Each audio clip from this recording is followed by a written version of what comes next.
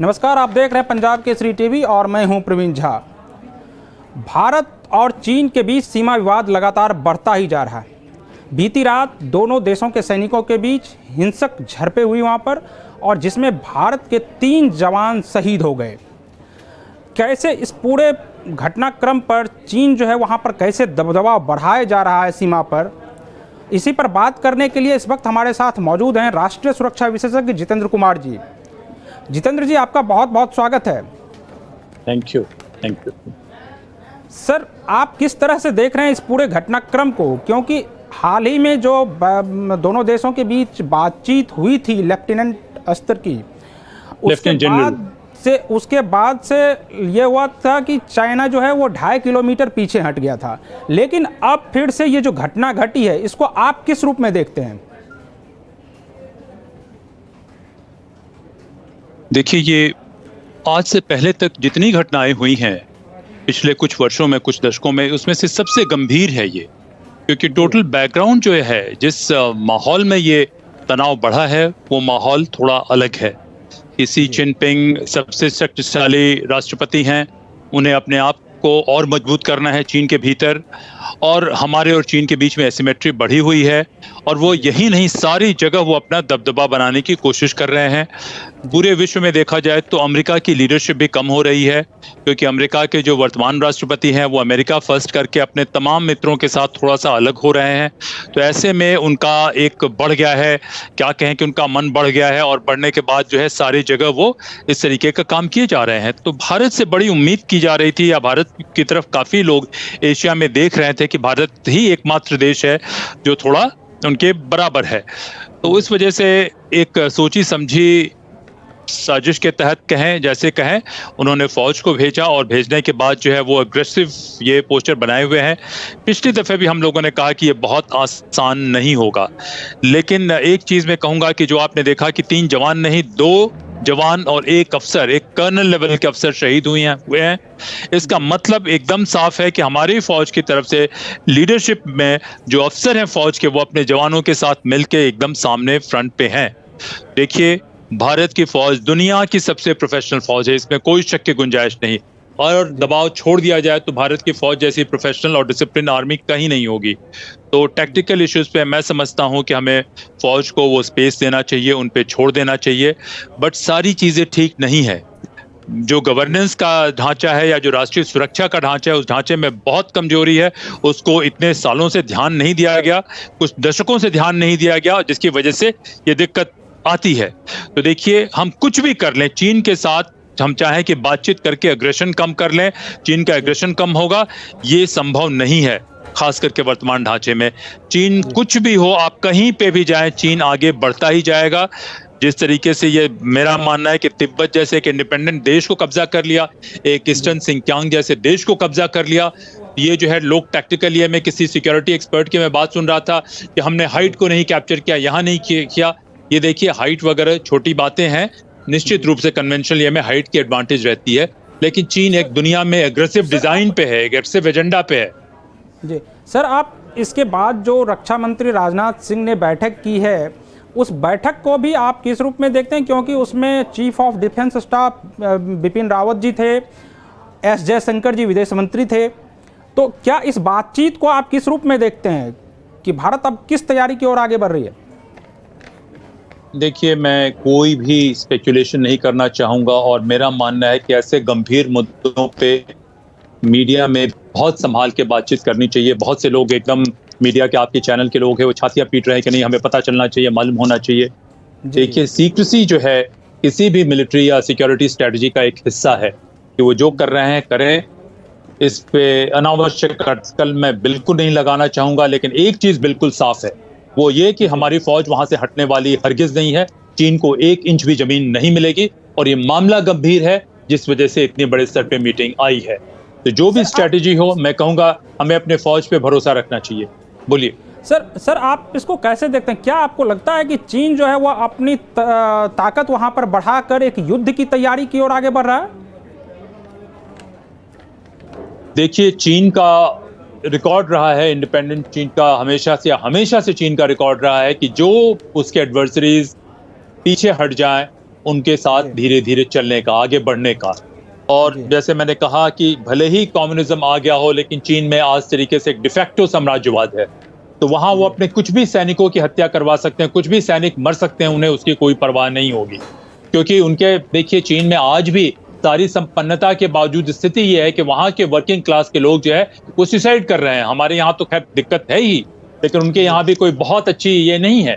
और उनकी फौज जो है एक सम्राट की सेना है, उसके मुकाबले हमारी सेना एक डेमोक्रेटिक कंट्री की सेना। हमारी सेना तो बहुत प्रोफेशनल, उसमें कोई शक की गुंजाइश नहीं, लेकिन चीन की हमेशा से स्ट्रेटजी है कि जरा भी 1 इंच भी हम लोगों ने पलक झपकाया कुछ करेंगे तो वो और आना चाहेंगे।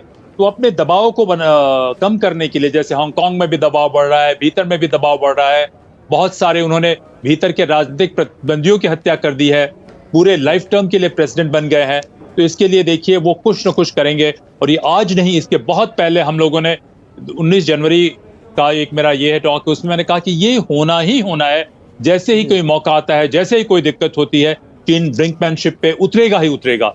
तो ये देखिए आज के तारीख में लोग टैक्टिकल या ये युद्ध की बातें करें, मैं नहीं जानता कि वो क्या कर रहे हैं, लेकिन वो ज्यादा गंभीरता से आए हैं, इसमें कोई शक नहीं है।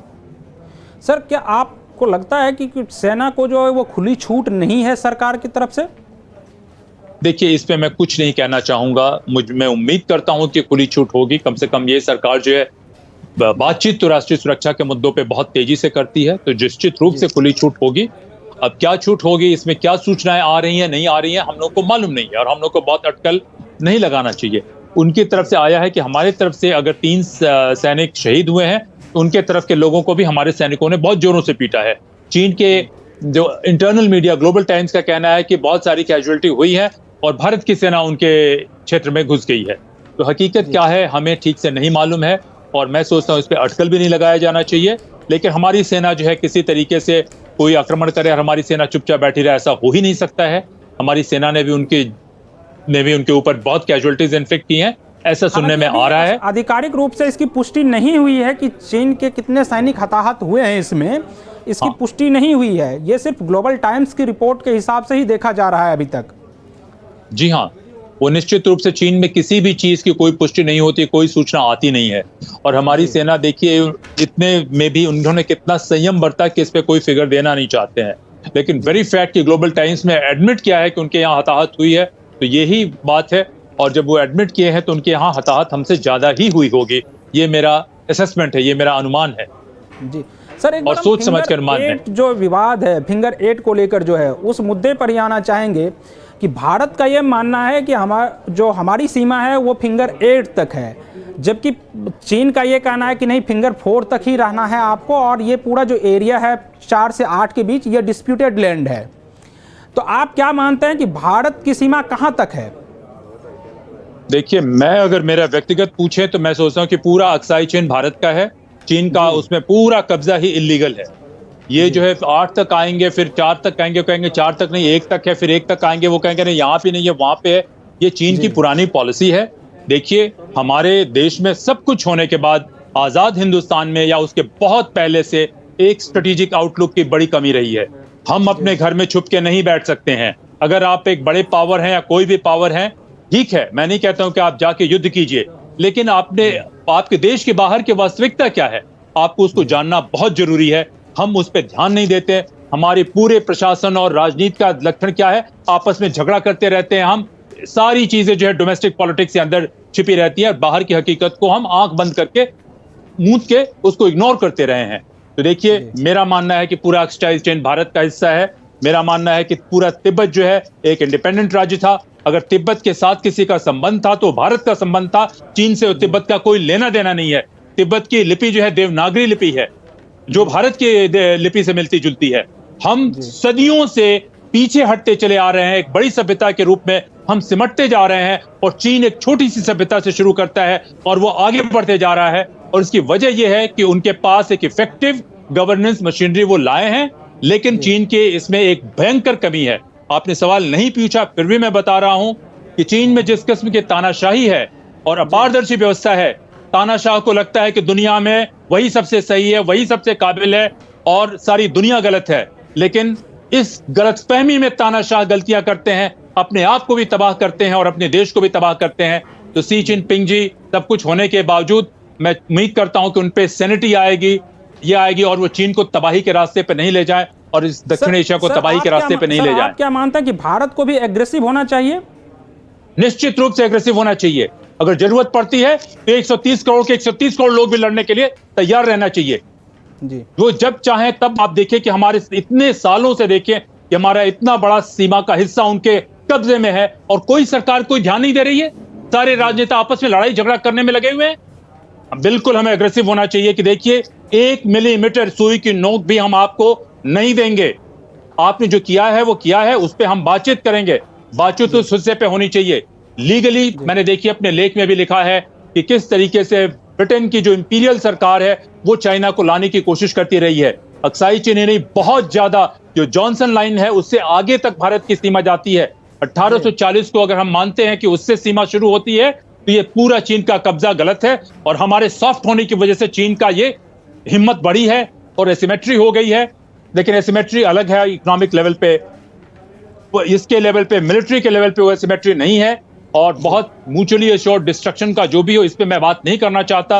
लेकिन एक चीज बहुत क्लियर है, हमें बिल्कुल उनका कुछ नहीं चाहिए, हमें एग्रेशन नहीं चाहिए। लेकिन अगर वो एग्रेशन करते हैं हमें उनसे 10 गुना अग्रेसिव होने की जरूरत है। जी सर, आप इसको मानते हैं कि चीन के ही सह पर जो है वो नेपाल के साथ भी जो सीमा विवाद फिर से जी हाँ, बार भारत का हुआ निश्चित रूप से। आपको लगता है कि इसके पीछे चीन की साजिश है? देखिए निश्चित रूप से जब को किसी को लगता है ना साजिश हो या नहीं हो, दूसरों को लगता है कि आप कमजोर पड़ रहे हैं तो वो सारे आपके खिलाफ बोलना शुरू करते हैं। काफी सालों से, 4-5 सालों से केपी ओली जी अपना हमारे भारत के खिलाफ बोले जा रहे हैं। देखिए मैं इनको कुछ दोष नहीं देता और इस समय मैं बिल्कुल समझ के बात करना चाहता हूं कि हमारे पूरे इंस्टीट्यूशंस को मजबूत होने की जरूरत थी जो हम इग्नोर करते जा रहे हैं। वरना ऐसी नौबत आनी नहीं चाहिए थी। अब नौबत आ गई है, नौबत आ गई है तो आ जाए। किसी की विषय पे कोई कहे, हमें एकदम कड़ाई से रहना चाहिए, बातचीत नरमी से करनी चाहिए सब लोगों से, लेकिन हमारे अप्रोच में कड़ाई में कोई कमी नहीं होनी चाहिए। जी सर, आखिरी सवाल है कि अब भारत को क्या स्ट्रेटजी अपनानी चाहिए, क्योंकि आपको क्या लगता है कि अब भारत जो है वो किस रूप में जवाब दे जिससे कि चाइना जो है वो बैकफुट पर हो? देखिए अभी किस रूप में जवाब दे, मैं सही व्यक्ति नहीं हूं स्ट्रैटेजी बात करने के लिए। मीडिया पे बिल्कुल मैं बात नहीं कहूंगा। मैं एक ही स्ट्रैटेजी कहूंगा कि हमें अपने फौज पे भरोसा रखना चाहिए, उनका मनोबल बढ़ाना चाहिए, उनको बोलना चाहिए पूरा देश हर तरीके से आपके साथ है। अब स्ट्रैटेजी बनाए, हम आपके साथ है। देखिए मैं बाहर हूं सरकार के और स्ट्रैटेजी वगैरह की चीजें कभी डिस्कस नहीं होनी चाहिए। मैं उम्मीद करता हूं, विश्वास करता हूं कि स्ट्रैटेजी जो है वो ठीक होगी। इस समय मीडिया में ऑपोजिशन पार्टीज जो हैं, जो सिविल सोसाइटी ग्रुप हैं, सारे लोगों को एकजुट होकर सेना के साथ और सरकार के साथ भी होना चाहिए।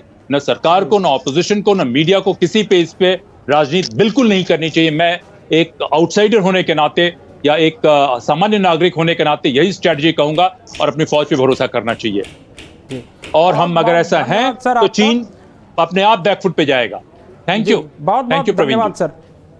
और जो दर्शक अभी तक हमारे साथ जुड़े हुए हैं इस चीन और भारत सीमा विवाद के बारे में इस डिबेट को देख रहे थे, उनका भी बहुत बहुत